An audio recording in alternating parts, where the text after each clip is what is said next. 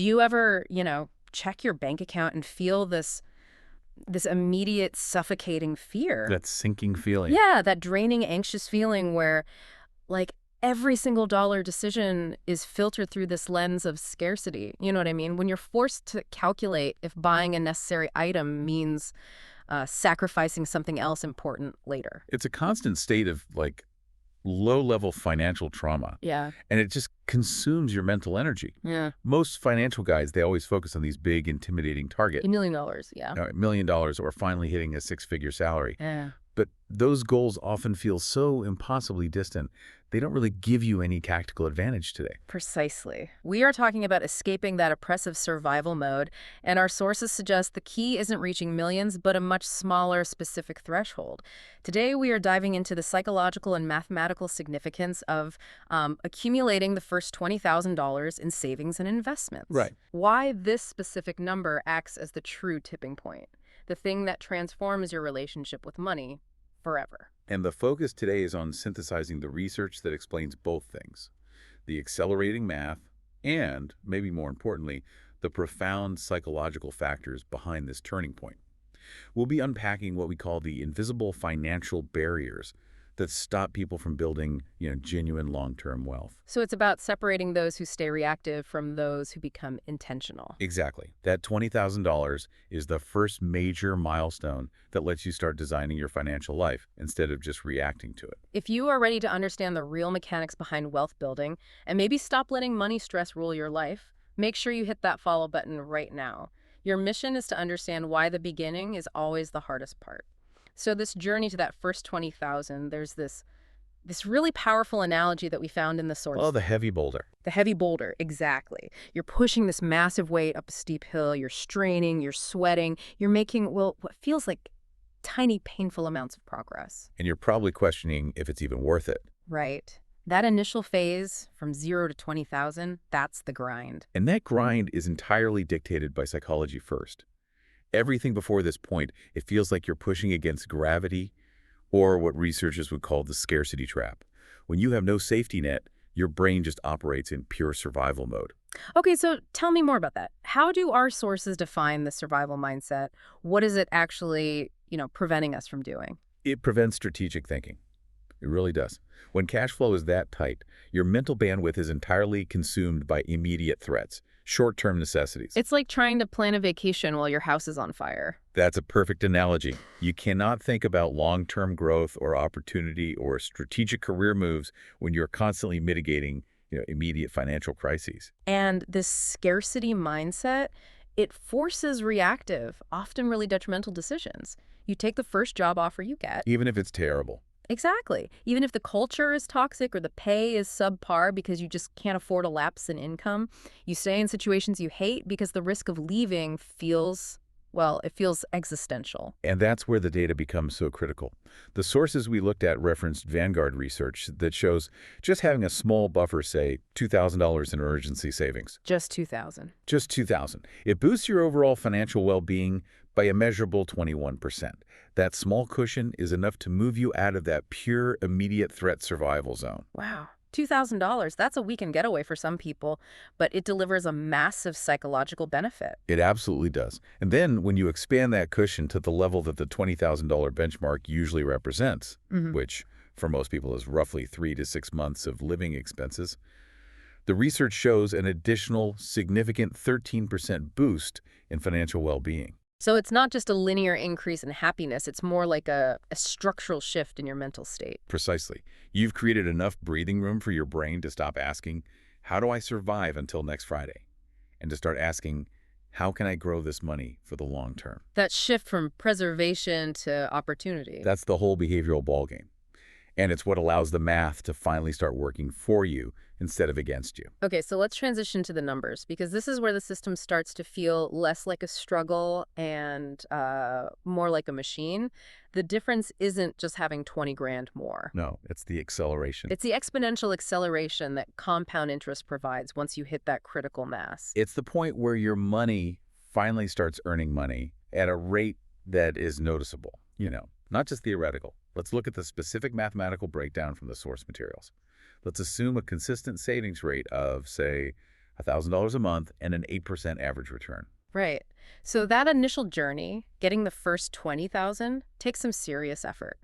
At 1,000 a month, with a bit of compounding help, it takes about 19 months. A year and a half. A year and a half of intense discipline, sacrifice, and saying no to things. Okay, now, here's where the financial leverage kicks in. Getting the second 20,000 to go from 20,000 to 40,000, it doesn't take another 19 months. It's faster. It only takes about 17 months. Mm. You shaved off 2 full months, requiring 0 extra work, 0 extra savings, and 0 extra risk on your part. So the 20,000 you already saved contributed about 2 grand in returns over that time. It essentially replaced 2 months of your own savings effort. But, that small difference seems like a pretty minor reward for all that effort. Why is that acceleration such a big deal? Because that gap, that 2-month gap, it just widens exponentially from there. That initial $20,000 principal has finally reached a size where the percentage return starts generating substantial functional dollars. It's about scale. It's all about scale. Think about it. 10% growth on $1,000 is $100. It's barely a meal out. 10% growth on $10,000 is $1,000. Okay, now that's a flight home for the holidays. But 10% growth on 20,000 is $2,000. And that's enough to cover that annoying car repair we talked about, or a full month's rent without touching your monthly savings. Exactly. The returns are no longer just numbers on a screen. They are replacing necessary labor. Before 20,000, returns feel insignificant. After 20,000, a single year's market return can deliver functional money that actually matters to your bottom line. And the sources drive this home by highlighting the $400,000 threshold. Yeah, this is where it gets crazy. Once you hit that level in your portfolio, that same $20,000, which took you nearly 2 years of grinding to save initially, can be generated in just 5 months. Just from your investments alone. From the investments alone. The takeaway here is that the wealthy don't have some secret access to high-interest hedge funds. They simply reached the point where the compound interest machine became strong enough to outpace their own labor. That difficult first milestone funds all the subsequent easier ones. And if this deep dive is helping you reframe your financial strategy and giving you these strategic aha moments, please hit that like button and share this deep dive with a friend who's maybe still stuck pushing that boulder up the initial slope. Now, let's pivot back to the psychological benefit because, honestly, the money itself is probably less valuable than the habit you've built. Getting that initial $20,000 from ground zero requires intense, consistent discipline. Oh, for sure. You had to track every dollar, you had to implement saving practices, say no to things you wanted, and just consistently delay gratification for over a year and a half. That sustained effort, it just fundamentally changes your identity, doesn't it? You've proven to yourself through action that you are the type of person who can control your money. Right, instead of being controlled by it. Right, By circumstances. And that is a powerful, self-reinforcing identity shift. And that shift changes how you see everything, especially risk and opportunity. Completely. Before $20,000, unexpected events were threats.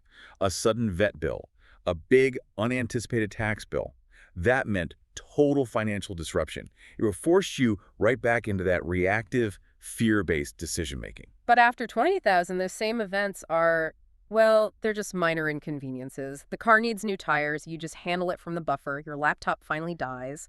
It's not a disaster. It becomes an opportunity to strategically research and purchase an upgrade. And maybe even claim a small business deduction if you work for yourself. This is the true meaning of that phrase, money goes to money. It's not just about having more cash. It's that having $20,000 gives you actionable, low-risk options that were totally inaccessible before. Okay, let's get specific. What kind of options does the average person start to spot when they have this buffer? The sources highlight opportunities related to personal capital and career growth.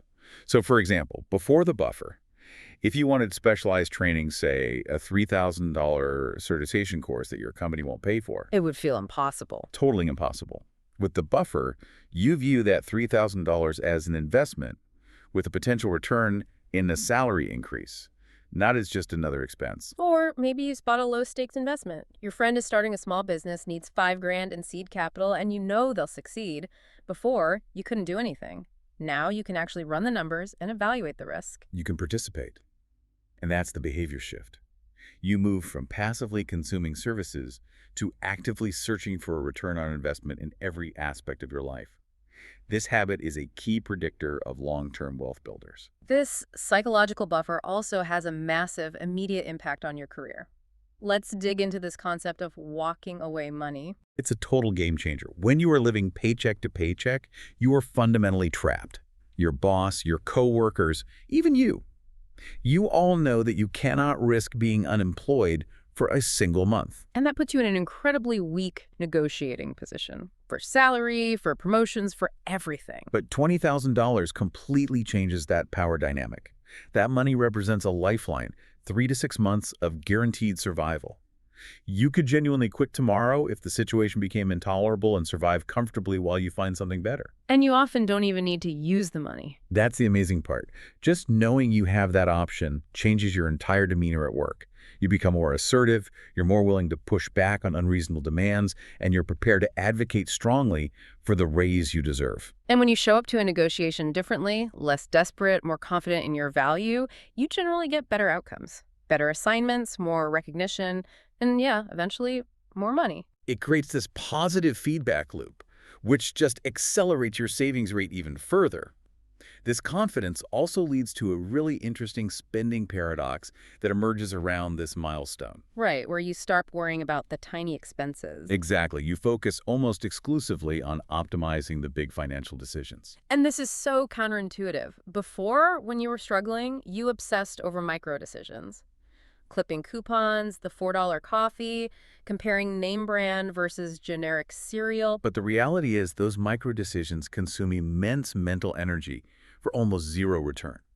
The difference between buying a $4 coffee every day and making it at home is, what, $1,000 to $1,200 a year, tops? Which is negligible in the grand scheme of things. Totally negligible to long-term wealth, and the effort spent worrying about it is just wasted mental bandwidth. The strategic shift is realizing that your focus should be on the big variables instead. This is where opportunity cost comes in. Okay, unpack that. Once you have the $20,000 buffer, your brain is finally freed up to calculate the opportunity cost of a decision. You stop asking, can I afford this $4 coffee? And you start asking, if I spend $1,000 a month on this overly expensive apartment, what is that costing me in lost compounding interest over the next 5 years? So the focus shifts entirely to the big strategic decisions, where you live, what you drive, your debt strategy, your investment allocation. These are the choices that swing your net worth by tens of thousands of dollars over time. And that's where all your limited mental energy should be deployed. You're intentionally choosing to ignore the small stuff, to concentrate on the strategic levers that define your financial future. We have to end on the critical warning, though, because hitting that $20,000 mark is where so many people, after enduring that initial grind, just completely fall apart. They do. They hit 20,000, they feel that wave of psychological freedom and release, and they mistakenly interpret the milestone as the reward itself. So they immediately blow it. Immediately. They buy a new car, take a lavish vacation, or they try to stretch it into a down payment on a house that's way beyond their actual means. And the sources stress this point emphatically, that $20,000 is not a reward. It is the foundation. It is the necessary seed that you have to allow to compound silently if you ever hope to grow generational wealth. Just consider the massive opportunity cost here, particularly around something like transportation. The data shows the average person spends an estimated $400,000 or more on transportation. $400,000. Payments, insurance, gas, maintenance, depreciation over a 40-year working life.